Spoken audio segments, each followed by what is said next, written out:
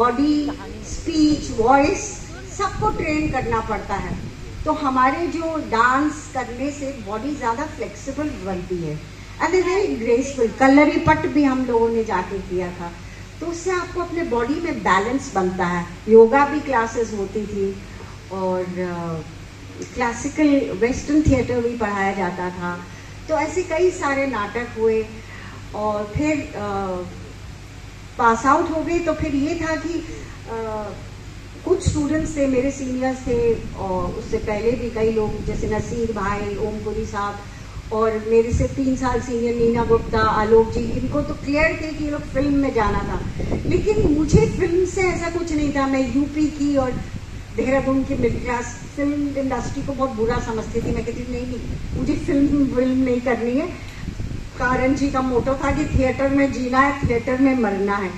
तो मैं थिएटर कैसे करूं? अब वापस जाके घर सबसे लड़के आई तो वापस तो जा नहीं सकती थी देहरादून, क्योंकि उस वक्त क्या इस वक्त भी ऐसा कुछ माहौल उत्तर प्रदेश में और अब उत्तराखंड में ऐसा कुछ खास नहीं हुआ था कि आप थिएटर से अपना जीवन यापन ठीक से कर सके। तो एकमात्र विकल्प था कि राष्ट्रीय नाट्य विद्यालय की एक रेपर्टरी कंपनी थी, रंगमंडल था, वो रॉयल शेक्सपियर कंपनी लंदन की अलकाजी साहब ने उस पैटर्न पे बनाई थी। तो उसको मैंने एज एन अप्रेंटिस 600 की नौकरी में 600 उस टाइम मिला था। तो अब मेरे को खुददार भी बहुत थी, मैं और हूँ आज तक भी, उस वक्त से ही थी कि मुझे घर से एक पैसा नहीं लेना है। पहले 250 रुपए की स्कॉलरशिप मिलती थी हमें, आजकल तो शायद 60,000 है ना। I am not sure. हाँ, 10,000 है। हाँ, तो हमको तो 250 की स्कॉलरशिप मिलती थी, उसी में गुजारा करते थे। फिर 600 में अप्रेंटिसशिप करी, तो 600 में हम 200 रुपये अपने मकान का किराया देते थे रेलवे क्वार्टर्स में।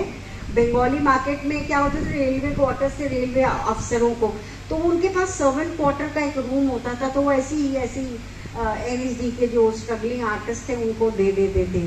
तो ऐसे मैंने भी लिया था वो 200 रुपये उसमें, और बाकी 400 से जीवन यापन करते थे। और उसमें भी अच्छे से मतलब एम्पोरियम्स में शॉपिंग करती थी।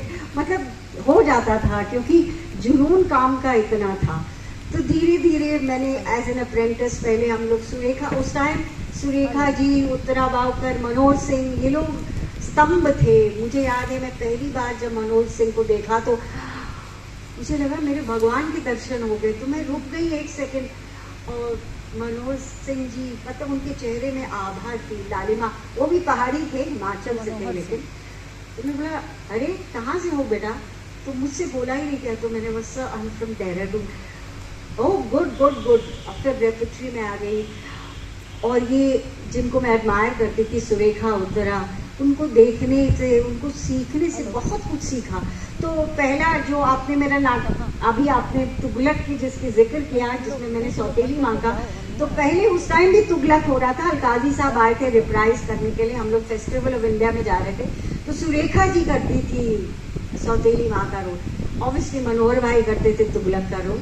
तो हम और मैं और एक और एक्ट्रेस है नूतन सूर्या, वो हम लोग अटेंडेंस होते थे सौतेली माँ के पीछे। तो हमारा कुछ काम नहीं होता ना, हम बस ऐसे ही एंट्री लेते थे स्टेज पे, रानी के पीछे पीछे ऐसे आगे खड़े हो जाते थे। और फिर जब रानी आगे बढ़ती थी वापस चले जाते थे। और एक ही बार हमको रिएक्शन करने का मौका मिला था, वो भी उसका भी घटना बड़ी मजेदार है कि वो आए, अलकाजी साहब आए, तो किसका इंतकाल होता है? बर्नी का नहीं, बर्नी का नहीं, शहाबुद्दीन का इंतकाल हो गया, शहाबुद्दीन का। तो हम रेखा जी के पीछे बैठे हुए, तो अलकाजी साहब बोले, वो आके बताता है कि शहाबुद्दीन का इंतकाल हो गया है। तो हम ऐसे बैठे हुए मैं और नूतन, तो अलकाजी साहब बोले रिएक्ट। तो मैंने नूतन की तरफ देखा, हम पहली बार रिएक्ट कर रहे थे और हमारे से मतलब नर्वसनेस में हमारी हंसी छूट गई, कंट्रोल ही नहीं हुआ। और इतनी डर, क्योंकि अलकाजी साहब के सामने मतलब मनोहर भाई और सुरेखा सीकरी भी थर थर कांपते थे, सर सर सर सर, जिनको हम एडमायर कर। तो हमको नर्वसनेस में क्या होता है कि हम